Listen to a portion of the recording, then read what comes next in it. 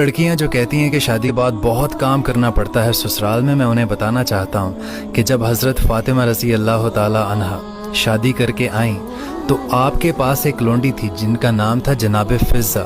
آپ ان سے مٹی منگایا کرتی تھی اور لیپا پوتی کیا کرتی تھی، آپ گھر میں جھاڑو لگایا کرتی تھی۔ حضرت امام حسن اور حضرت امام حسین کے درمیان 1 سال کا گیپ نہیں تھا، 11 مہینوں کا گیپ تھا۔ آپ ان کا بھی خیال رکھتی تھی اور آپ چکی پیسا کرتی تھی۔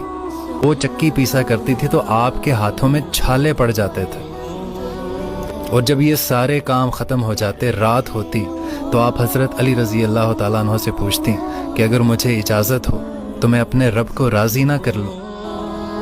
تو حضرت علی اجازت فرماتے اور وہ ساری رات مصلے پر بیٹھ کر گزار دیتی، عبادت میں گزارتی۔ اور ہماری لڑکیاں شکایتوں کے انبار لگتے ہیں۔